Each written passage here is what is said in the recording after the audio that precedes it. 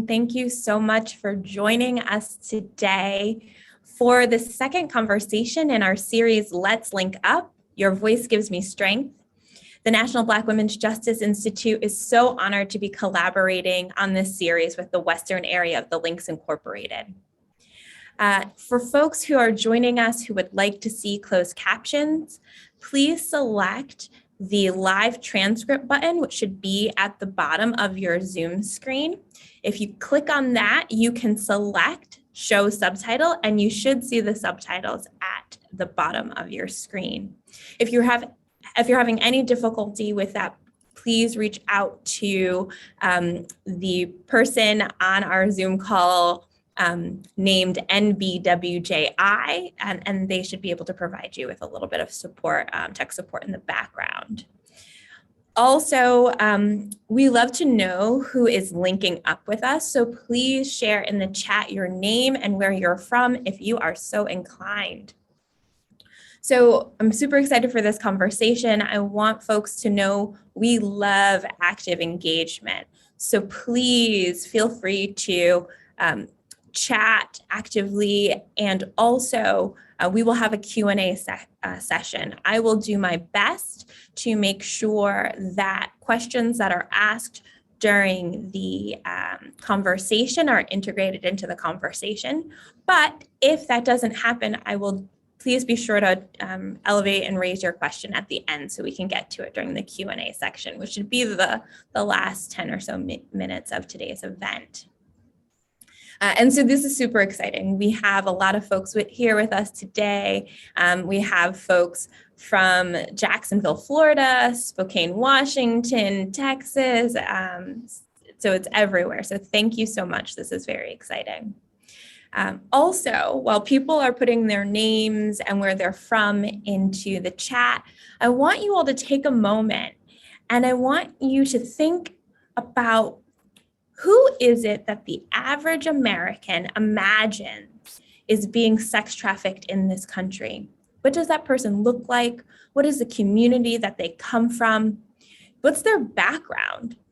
And so take a moment to try and describe for us what you think or who you think most people imagine and conjure in their minds when they're thinking about sex trafficking victims and survivors in the US. I'll give folks a few seconds to do that. But also we're running a little late, so I'm just actually going to move forward. So today is National Human Trafficking Awareness Day, and this month is National Human Trafficking Awareness Month.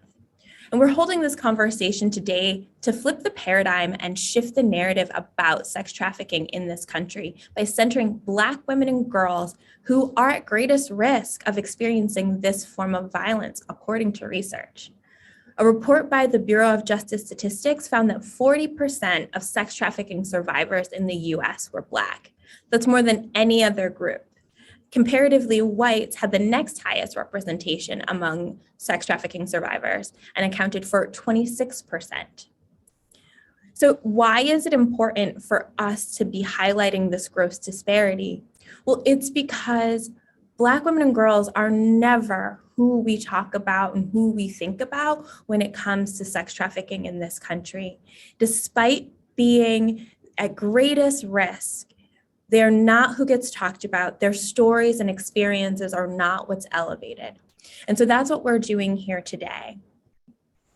And despite being at greatest risk of sex trafficking, Black women and girls are also less likely to be perceived as victims by law enforcement and our criminal legal system. One study found that police classify Black youth arrested for sex work as trafficking victims less often than white youth. And sex traffickers also report targeting Black women and girls in particular because they believe the penalties will be less than if caught trafficking other women and girls. So today we're here to shed light on how sex trafficking impacts our community. For too long, our experiences have been left out of the discourse and relegated to the margins. On this day, dedicated to victims and survivors of human trafficking, we're centering and honoring the experiences of Black women and girls in an effort to build awareness that this issue isn't just a gender justice issue, it's a racial justice issue as well. And today I have 3 esteemed panelists with me to help us better understand the factors that place Black women and girls at elevated risk, and to share how they're working to support survivors of sex trafficking. First, let me introduce Dr. Stephanie Powell, the Western Area Human Trafficking Chair of the Western Area of the Links Incorporated. Dr. Stephanie Powell's unique insight into the world of sexual exploitation and trafficking is gained through her 30 years with the LAPD, which made Dr. Powell an unparalleled choice to lead Journey Out, formerly known as Mary Magdalene Project, which assists victims of human trafficking in finding their way out of violence and abuse due to sexual exploitation or forced prostitution. In 2020, she joined the National Center on Sexual Exploitation as the Director of Law Enforcement Training and Survivor Services. She is also the Law Enforcement Human Trafficking Training Consultant for the Sela Way Foundation. We're also joined by Tika Thornton, who has dedicated her life to ending human trafficking and advocating for victims and becoming survivors, and survivors and becoming thrivers. Her passion comes from being a survivor herself. After being in the life for 11 years, she understands its traumatic effects and the struggles of exiting. Since 2017, Tika has been working in collaboration with the LAPD and the Los Angeles City Attorney Office as the lead crisis response case manager at Journey Out. She also mentors youth on CSEC prevention and intervention for saving innocence and juvenile probation. And she was awarded one of the LA County CSEC champions. Tika currently serves as a member of the California CSEC Advisory Committee, a core team member of the Long Beach Human Trafficking Task Force, and has previously served as board member of the Qualified Academy, formerly known as Two Wings and Long Beach Grip. Tika is driven by the belief that every voice needs to be heard and strives to achieve change and healing through her work. And finally, we have Dr. Jennifer Lyle, who is the Executive Director of Motivating, Inspiring, Supporting, and Serving Sexually Exploited Youth, commonly known to folks as Missy. For over 25 years, she has actively worked towards the well-being of youth and their families. Her education and her work have taken place in the streets across continents with community organizations, governments, schools, and academia. As an African-American woman, an educator, and activist, Jennifer crosses many borders to create a platform that supports youth, expands their range of challenging experiences, and increases their opportunities for supportive relationships. It has always been her goal to support youth to become active in their lives by providing leadership and development opportunities, and by helping to reveal their rights, their capacity, and their value. So thank you, all of you, for joining us today. I'm so excited for this conversation. And for us to get started, I'm hoping we can start by just doing some level setting and definition setting. So how should we define and understand what is human trafficking and sex trafficking? Whoever wants to jump in first can do so.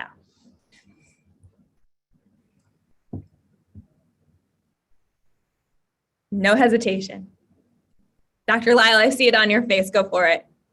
Sure. I mean, the technical definition is the transportation of humans for the purpose of sexual exploitation. So it can be transporting them through countries, through areas, through cities.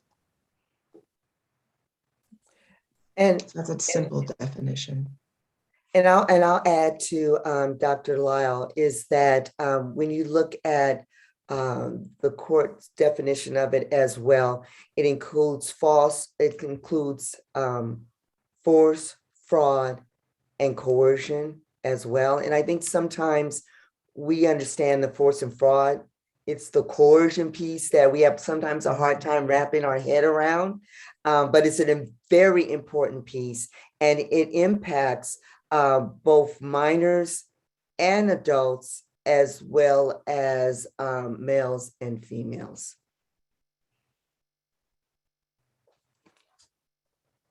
Can you say, oh, go ahead, Tika. No, I was just going to add, when someone uses someone for the benefit of someone, when they're using a person for sex and they're gaining something, it could be money, it could be services, it could be items, but they're profiting off of someone else's sexual acts. And it doesn't have to include, although transportation is a part of it, in order for someone to be trafficked, they don't have to cross state lines. It could be right there in the neighborhood. Thank you. And I wanted to ask Dr. Powell, you mentioned coercion is part of it, but it is probably the more difficult aspect of sexual exploitation for people to like wrap their heads around. Can you talk a little bit more about that? So I'll just give you an example. Oftentimes, and I know what we've seen in Journey On, what I've seen in my work is that it will, and I'll use women as an example, it will be a girl who sees someone as her boyfriend who gets her into the life. And this is just one example. It's not for everyone's experience, but then he will talk her into he will sexually exploit her and make money off of her as though this is what we do. Can you just do it for me? So that becomes the coercion piece. And I always say, how many of us out there have met that guy who's the end all to beat all that you love so much and would do anything for? And sometimes we even will compromise our value systems just on a normal basis. So you can imagine that when that same woman or girl has locked in those same emotional beliefs into a predator. And so that becomes the coercion piece. And when he talks her into selling her body for him in the name of love. You. So you guys are doing really incredible work. What led you to this work? Can we start with Dr. Powell and then we'll do a round robin? I'm only smiling because I always tell people I'm 120 years old, and I'm kind of the type when I wake up in the morning, if I decide tomorrow I'm going to be a veterinarian, that's what I'm going to look for. So I say all that because this is what got me here. So I was a Los Angeles police officer for 30 years. My last 6 years with the department, I was a sergeant in charge of a vice unit, and LAPD vice works with prostitution and anything that's alcohol beverage controlled. When I first started, and I retired in 2013, I knew kind of the definition of human trafficking, but I didn't really understand it until I really started talking to those that unfortunately I was arresting. And a lot of them look like me, although I was working a predominantly white area.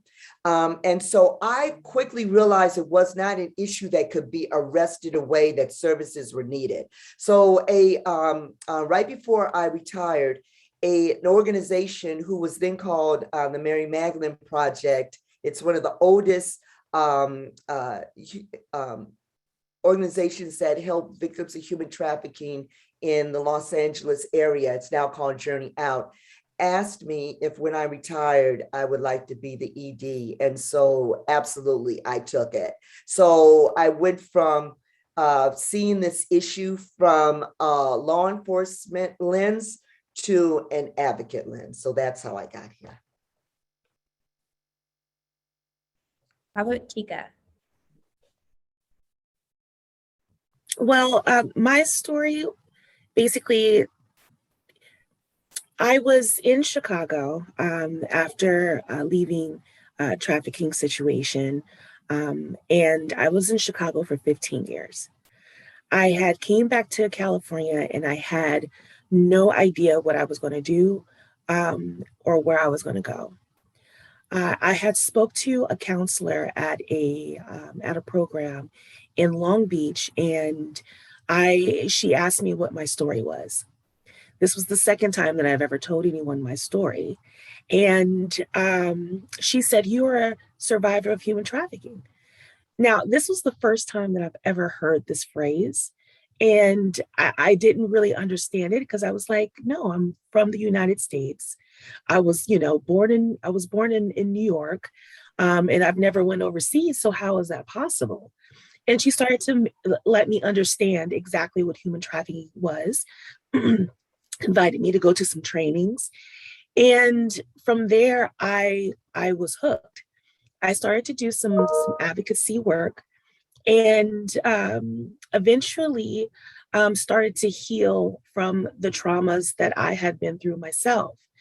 And understanding the full process, far as the force, fraud, and coercion, what resources were out there. And then I met the lovely Dr. Powell, and wowed her. I just have to put it out there. I wowed her during the interview process. And 5 years ago today, Dr. Powell, 5 years ago today was when I got hired on as a case manager at Journey Out. And I end up finding my passion and my purpose in my pain.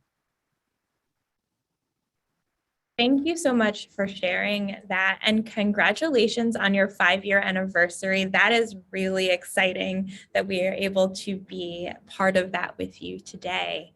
And also, when you were sharing how you came to this work, I think one thing that you mentioned that I think is so important and I think confusing to folks is that people who are from the United States can be trafficking survivors too. I think it's such an important point. So often we're thinking about folks in other countries or folks from other countries being brought to the United States and then being sexually exploited, but it can happen to folks who are from here, born here too. And I think that thank you so much for elevating that point. And Dr. Lyle, please tell us how you came to the important work that you're doing at Missy. Thank you. I feel like I've been working towards this my whole life. I came from parents who educated us around our responsibilities to the world, and particularly Black communities. I have worked in organizations that really focus on the inequities that we see in the United States, particularly those that are experienced by Black communities and Black women and girls. And I had the fortune of working, I was in academia for a minute and learned a lot about and studied a lot about how trauma impacts the childbearing of women, Black women. And then I learned a lot from organizations that support youth and understood that when we center young people, when we center Black women and girls, we can impact the world in ways that are significant. And so when this is my community, I live in a community where a lot of exploitation of Black girls and women happens on a regular basis. And I understood that I could take all of my skills and pour them in work that really, in a very expansive way, addresses things that are happening in our community. So I've always had the mind of working in community. I've always had the mind of how do we center Black women and girls? And that's basically how I came here. And I wanted to take one quick second, because I think it's related, to expand on what some folks have said about coercion. And we work specifically with youth, ages 12 to 24. And though you don't have to prove it if they're under 18 that they've been coerced into it, if we think about the conditions of their lives, many of them, yes, they do have that Romeo relationship. Many are also brought into the work with family or friends who promise ways out of poverty, access to other kinds of resources. So that's a coercive aspect of this life as well, that there are ways out, and it's about the abuse of your body and your self-esteem. So I wanted to make sure that we bring that in. That's not always part of a definition. Thank you. And one of the goals of today is helping people better understand, I think, really a complicated issue, as you guys are all pointing out. So I wanted to ask, why is it that despite being at greatest risk, that Black women and girls are so often omitted from the public discourse on sex trafficking? Why is the impact of this form of violence on our communities really absent from the conversation? What do you think it is based on your work? I mean, you guys are pushing these conversations, I'm sure, often in spaces that are not trying to hear it and not really open to thinking about how this impacts us. I think, and this is probably one that bothers me the most in terms of your question, because I think it lends itself to the definition of who is an African-American woman in this society, right?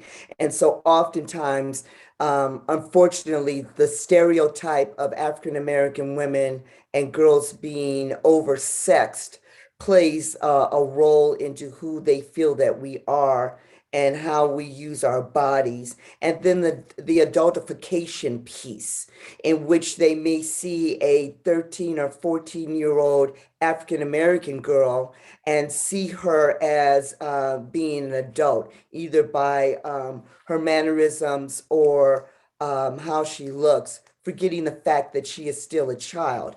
When they look at the Caucasian girl, they have a tendency to see her as the real victim, because why would she be out there when in the back of their head, their implicit bias is that that's kind of what they do. And it's not just, and it's everyone in the systems with an S that actually interact with our African-American girls. So that's anywhere from the teachers, the social workers, law enforcement, judges, and so I think that awareness piece is so important of teaching people about implicit bias and adultification and the effects that it has on our African-American girls.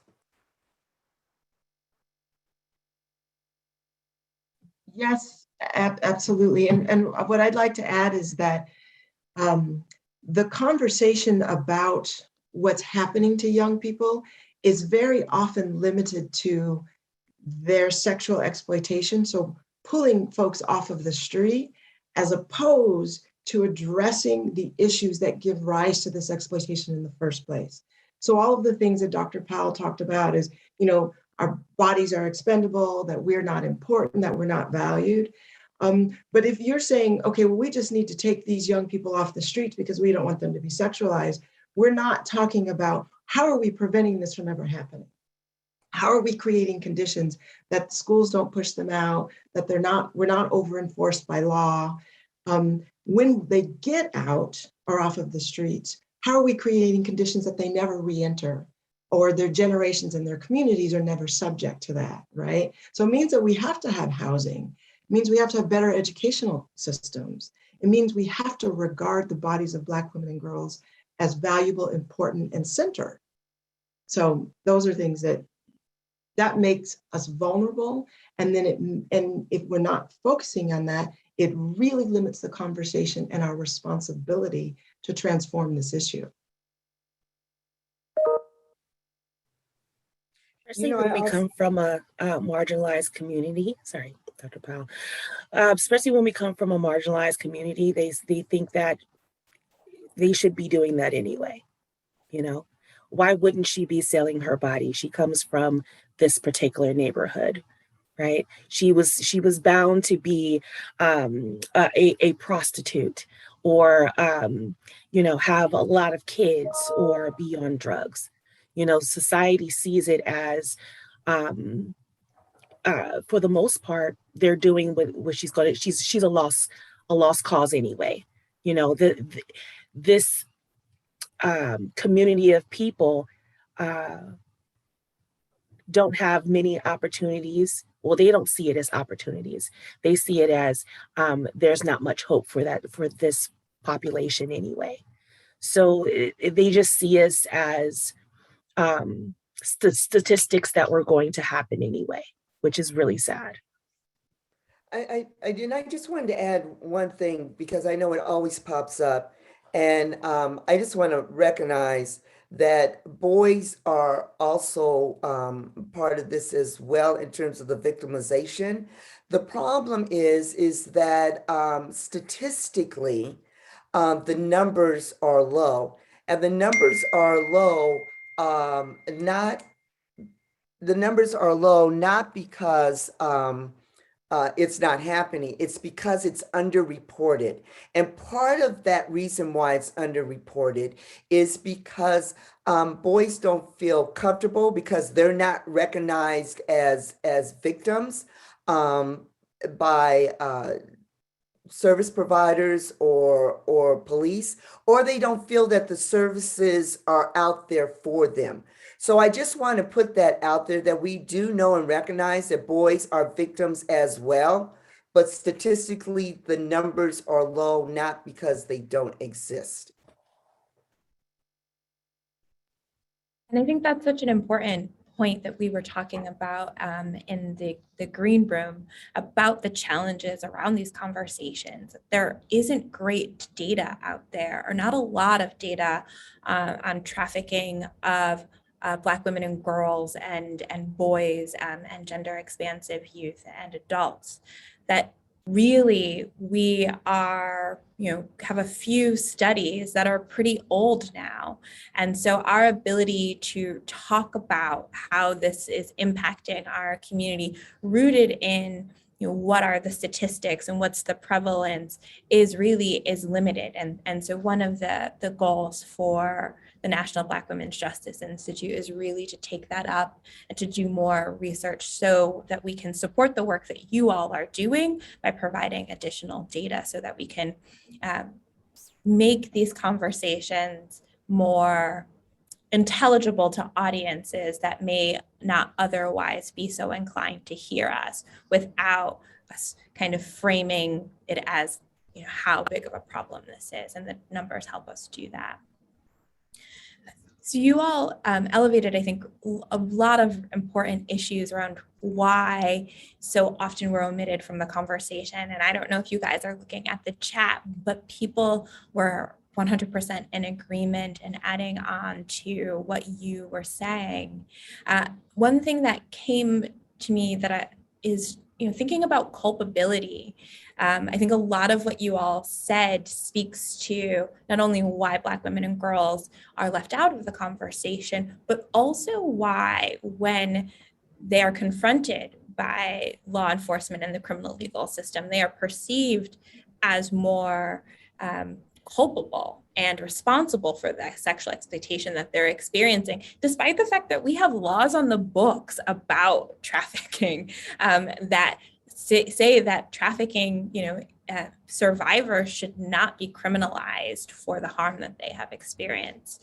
And I was just wondering if you guys could talk about, from your experience in the work that you do, about ways in which you see survivors continuing to be criminalized and held responsible for the harm and the violence they're experiencing by traffickers. I'll take things is the difference between sex workers and the population that we take care of, right? And the population or the demographic that I come from.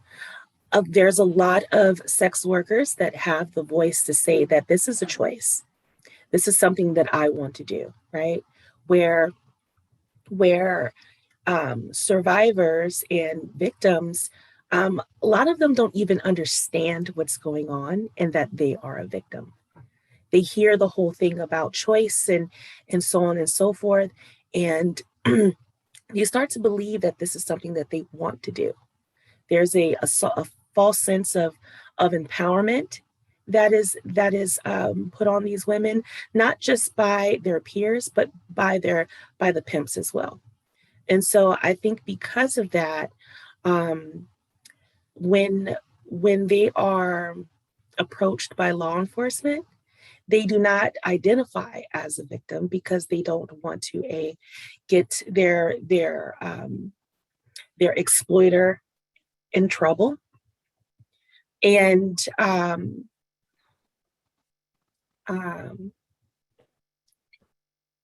they don't really understand that there are resources available for those that do identify. So that's just one of the problems that I have seen. I think it also piggybacks on what we were talking about earlier in terms of adultification and the stereotyping, that this is just kind of what we do, and them not seeing them as victims. However, having said that, there is no law enforcement agency in the United States that should be arresting minors for prostitution, period. Now, I can say in the work that I've done across the nation, there are some law enforcement agencies that totally get that, and they work alongside nonprofit organizations. And then there's other law enforcement agencies in the United States that are still arresting juveniles. And that is where training is absolutely necessary for law enforcement to understand how to identify and properly investigate these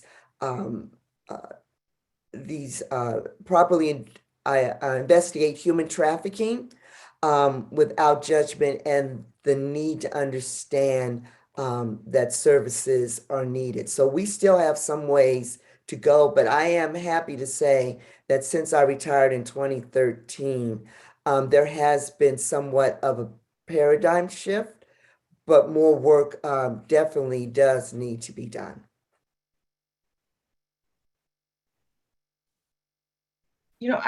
I want to also, invite us to think about this in terms of responsibility. So when we make these young people responsible for what is happening to them, again, we don't have to be culpable, right? As adults, as policymakers, as people who head systems. So if we're saying, well, she got out there because, she's fast, or because she's oversexed, or because she didn't think about other ways, then we don't have to think about, wow, we haven't done enough to protect these young people. We haven't done enough to make sure that young people who are overwhelmingly experiencing trauma are not put in schools or systems that are prepared to address those traumas. So they get pushed out, right? And there's no way that they understand how to navigate these things. So, and then if it's all of their responsibility, then we don't have to address those things. So I think the criminalization is just a residual. This is something that has happened to African Americans, Black folks, since we stepped on this land, right? The ways in which we've been prosecuted and abused and victimized and violated has always been proposed as our responsibility, rather than the responsibilities of the systems and the people that are supposed to care for the welfare of everyone. So it's just part and parcel of our systems. So I think that when we take the conversation up with a broader lens, we can address it in that way as well. And I just wanted to add one other thing, and Dr. Lau, I thought you put that perfectly, is that it's not just law enforcement. When we talk about the umbrella of law enforcement, training needs to also be extended to our prosecutors and our judges as well that make the decision on sentencing when it comes to victims of human trafficking who get involved in other types of crimes because of their trafficking situations. And I think Malcolm X, to me, put it perfectly when he says that the African American woman is the most unprotected in our society. And this crosses all aspects of our society as it pertains to the African American woman. Yeah. Yeah. And, something that both you and Tika were saying yesterday is that our schools, right, our social welfare system, even these organizations like ours that are meant to serve folks who are being exploited and trafficked. What is it that we know and understand, and what is our grounding in the experiences of the young people that we say that we're serving? Tika has a particular perspective, right?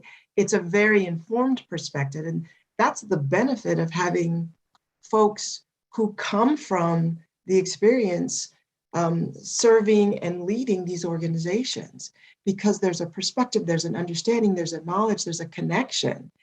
And we have to create circumstances that the leadership can come from the folks who have experienced it. That was a little rant on the side. You haven't asked that question yet, but it was coming. We love all rants, and none are on the side.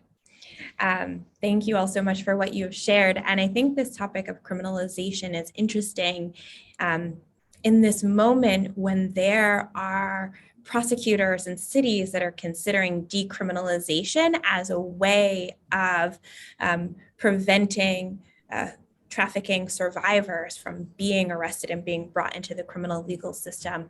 And so I wanted to ask you all, what are your thoughts about the potential impact of these efforts to decriminalize prostitution, and what do you see as the ways in which it may benefit Black women and girls, and or potentially have unintended consequences that we should consider? Okay, so I'm really passionate about this, but I'm gonna dim it down. I think what's really important when we talk about Dr. Lyle says, don't dim it down. because she knows I get started. When we talk about full decriminalization of prostitution, and as we talk about this, there might be some of you that will go like, no, that's not going to happen. Yeah, it's a conversation that's happening on a national basis.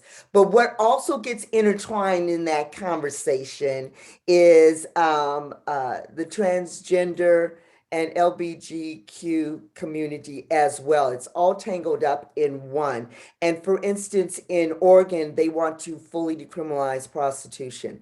So what does that look like? What it looks like here in the state of California, as you know, marijuana is legal.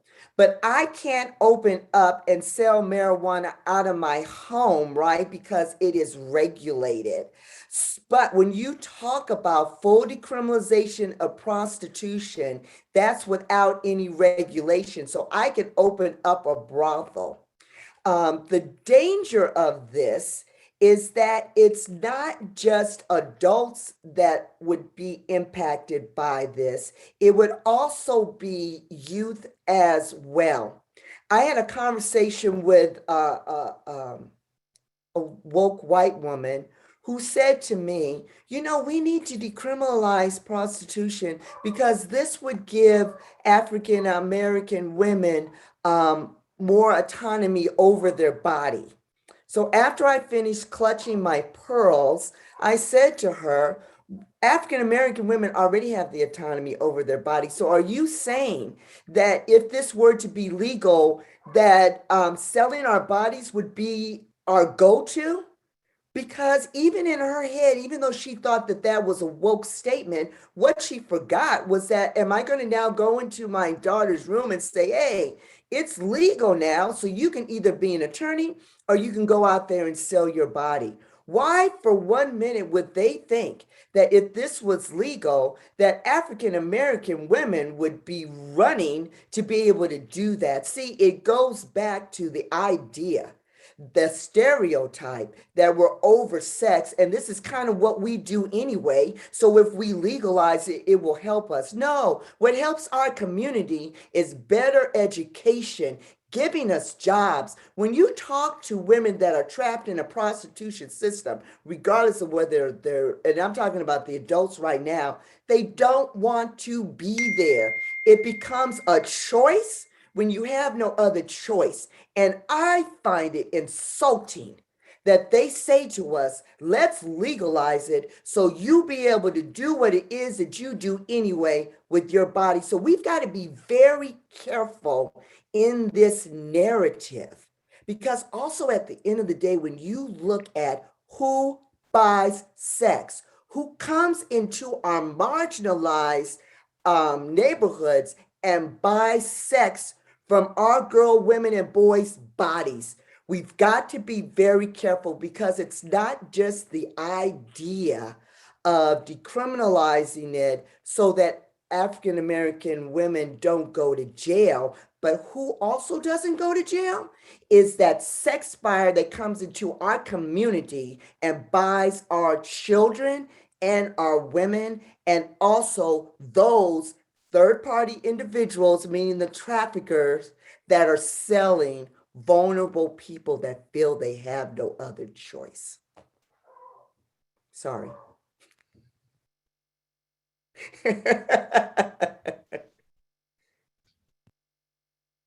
I'm glad you didn't hold back. Maybe you did a little bit. And you know, the just one more piece when we talk about young people. So it is not currently legal to prostitute youth under 18. And they're not in California, they are not arrested if they're being criminalized, right? In terms of if they're being victimized with prostitution. However, they are still brought into the law enforcement system at incredible rates. So it has not necessarily decreased the rate at which they are incarcerated, right? So the act of decriminalizing prostitution doesn't protect the young people that I support. It doesn't protect them, it doesn't serve them. And when, you know, I think your point about the autonomy over their body, that's not something that I have also ever heard that someone is saying, this is a really great opportunity for me to have autonomy. When they've had a job, they've said that. When they've had their own housing, they've said that, right? And so this decriminalization serves a very particular swath of people. It is not the young people that we serve. It is not Black folks. The young Black girls that we serve, they don't have sugar daddies. And the people that are supporting these, the pimps and johns that are supporting these things are not supporting the young people that we serve, right? Those people are not in mind. And if they're saying that to you, if people are telling you that, it's dishonest. It's a very dishonest way of engaging this conversation. I believe and agree that people should be safe, right? And there are consequences because this act is happening to folks' bodies, because it's criminalized. For all of those things I believe are true, but I don't believe the ways in which the solution has been proposed is going to get at those things. It's not going to get at those things. The people who are going to be served by this are the folks that conduct their prostitution out of their home. They're primarily middle-class white women who have their regular johns, and they have these great relationships. They are not young Black girls who are trying to get by and trying to eat and trying to have a place to live. And so that's what needs to be brought into the conversation. And if folks really want to make sure that folks have autonomy and are protected, they will make sure that we have jobs and make sure that they're able to complete their education and make sure that they get to eat every day. Dr. Lyles, I'm so glad you brought that up because you're absolutely right. You know, it goes back to following the money. Who really benefits from this? And you're absolutely right. It's not the clients that we serve, it's the privilege. And here's the other part of this too. When you talk to some of the legislators or the academics that are pushing this idea, and I'm speaking from what I know, I have asked, have you ever even been down Figueroa in South Central Los Angeles? And the answer to that is no.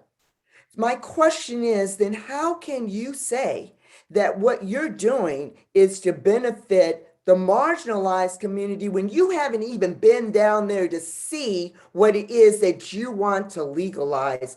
I just have a strong problem with that. So I'm so glad that you brought up the privilege aspect of it. And when COVID first hit, and we saw this at Journey Out, and we spoke about it, on the privileged woke up in those early days in the morning and decided whether or not they were going to work that day because they had a choice. And not to mention, they had that choice because they were making so much money off of it. The girls on Figueroa didn't have that choice. They had to work in the midst of a disease that was killing people. Why didn't they have a choice? Because of poverty or because a pimp made them work out there? They didn't have no choice. So I think when we look at it, at who is going to benefit from this the most and who really has the ear and the voice of some of our politicians and some of our academics, then you really understand the issue. And that is why when we talk about research, the research really does need to be focused on what is happening to the African American communities and the effects of this whole thing, because it is not being talked about. Can I add, so since we're at it, you know, when we're talking about even right now, who's most likely to participate in so first of all, this isn't autonomy and it's not necessarily sex and sexuality. So it's like, you know, there's all these conversations about pro-sex and, you know, anti-sex or sexual enlightenment or engagement. When these young people are involved in this, for the most part, I'd say 99% of the young people that we talk to about this, being engaged in this way has disconnected them from their sexuality. So it has nothing to do with their autonomy and their sexual autonomy, because it's very much put them out of that. And the people who are participating in it with these young girls who are clearly 13, 14, and 15 years old, they're not doing it just because it's a way of being sexual. It's a way of power and control over a body.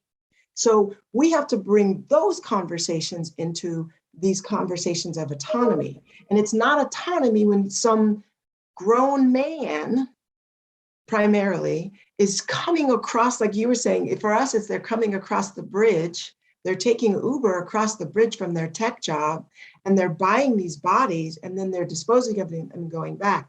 When you look at that transaction, it's not about autonomy. It's about power and control and privilege over bodies. And when we're talking about the other piece, it's primarily the Black girls and the Black pimps who are criminalized. They're the ones that are criminalized. It's not the Johns, who are primarily white men between the ages of 24 and 49 years old. So when we bring in those conversations, we're able to have different conversations. And just to add, that was a lot. Just to add, also, a lot of our Black women and girls and boys will be left to fall through the cracks. As of right now, there are no procedures in place to do checks and balances on the people that are out there. right? There's no one to go out there to see if they were okay and safely extract them from that situation if they are not in a safe situation, or if they are or if they're not doing it by will, right? Even though law enforcement has not been 100% all the time. It's been hysterically, right? But there are some places, some pockets where there has been reform done within the system, and the judicial system also understands that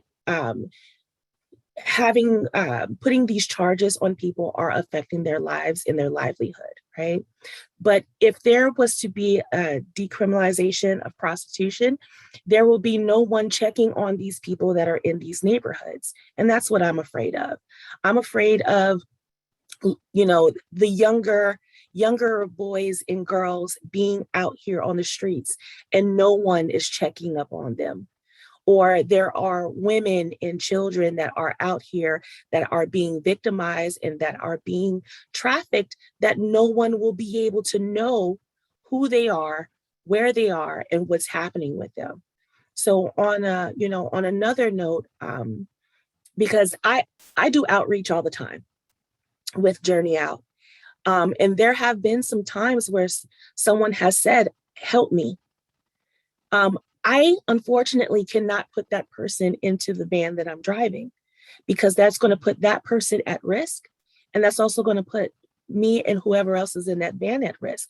Law enforcement in some way are needed in that type of situation, right? Because human trafficking, prostitution in these areas are very dangerous, because the pimps usually have guns or weapons, right? And it's usually in a gang-filled area. A lot of people think that sex trafficking is just sex and the exchange of money. There's a lot of violence that goes along around it as well. So I think that the thought of decriminalization right now is too premature. Even if they wanted to do it some other time, it's too premature. And what hurts me is that they're using the whole thing of, if these people in this area don't have resources, they should be able to sell their bodies instead of putting the resources in the neighborhoods that need them the most. So that is disgusting to me. You're muted, Dr. Powell. I want to say one other thing as it pertains to decriminalization, is that there's one idea of decriminalization where the prostituted person does not go to jail. However, the sex buyers and the traffickers still go to jail. But along with that, when we talk about, it's called the equality model, that services are offered to those that want to get out of the life as well. So there's conversations of different ways to look at decriminalization. But I think what we're talking about here right now is actual full decriminalization of prostitution. And I also wanted just to add this, and Dr. Lyle touched on it, the sex buyers, there needs to be harsher penalties for sex buyers, because I would arrest them, book them, and they would be out before I even got off from work. But let me tell you about the state of Texas, they don't play. In Texas, they just passed a law that if you get arrested, even if it's your first time, for buying sex, it is a felony. So those are conversations that are being had as well. I want to advocate for something, because I know one of the things that you've asked us to think about is, what are some calls to action? And so one of those is that how are we and our communities more engaged in addressing this issue? So, Tika talked about some partnerships that, she's engaged with law enforcement. And while we haven't found that law enforcement should be holding the issue, and it has for a long time, we've been able to engage community partners. And the folks who are in this community are connected to the young people that we serve. They're connected to the pimps. They're connected. And how are we creating more opportunities for our communities to address these issues, for our communities to be much more committed to the safety and welfare of the girls, boys, gender expansive youth? How are we creating conditions that they can do that, that they can, connect with schools, that they can connect with buyers? We have had young people that we couldn't find that had been kidnapped that members of the community found. Police couldn't find them, police wouldn't find them. And folks in the community did that. And so one of my calls to action is how are you holding your cities and regions accountable for the safety and welfare of our young people, particularly the girls and gender expansive youth who are subject to this. The other thing is what kinds of resources are you demanding are put to this work?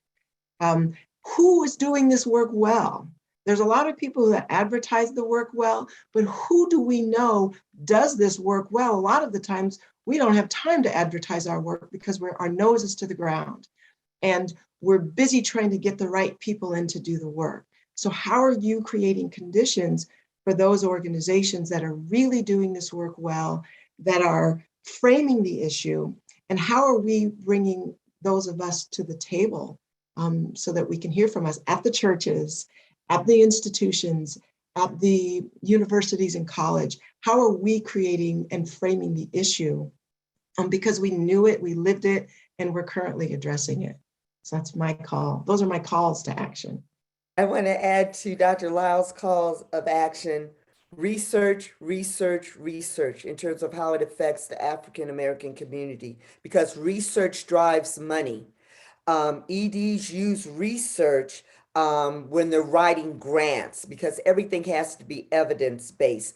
Also, it helps with donors. Donors want to know. And so when we talk about evidence-based knowledge along with what we're doing, it really helps. And then lastly, please look at who is doing the work, vet them, who is really doing the work. Our nonprofits need money, especially those that are being driven by African American EDs. Money is needed in order for organizations to be able to do the work. I just want to add, as a survivor working for a nonprofit that works with the population and being a part of a lot of task force, I don't see enough of us. What I mean us is, Black people. I don't. Everyone else is helping, but they don't have the cultural competency to understand what it is that we need. And when I say we, I mean me as a Black woman. So my call to action is that us as a community of people, we need to be a part of the solution. We are having these talks now, but I don't see enough of our faces coming to the table to actually create change. When it comes down to housing programs, the housing programs don't understand the generational trauma that we've had, and so they don't know how to deal with us. I started being trafficked at the age of 12 years old, but at the same time, I was watching my mother being failed by the systems. And so watching that as a young girl become an adult woman, and this is, we service adult women at Journey Out, we are seeing that we don't trust the systems as an adult either. So, that is a huge problem for me, is that when they're sending us shampoos and lotions, they're not understanding the needs of our hair, right? Just on a small note, right? We don't have elder women, that grandma, that big, to come and tell and teach us about basic life skills, right? How to cook, how to care for ourselves. We can utilize everyone at every age in our Blackness, and that's what we're missing out on. We're missing out on our grandpas, our grandmothers, and seeing positive role models that look like us, because the positive role models that are coming to us to talk to us look nothing like us and do not share the same experiences as us. So we need more Black people to be a part of the solution. And I just want to say thank you so much. This is a rich conversation and we could go on for so much longer. But Tika, where you left us, I think is so important. And I just want to reiterate how important it is, the work that you are doing, and that we continue to elevate and amplify the work that you are doing, and to support more Black women and directly impacted folks to be leading this work. As you said, it is incredibly important.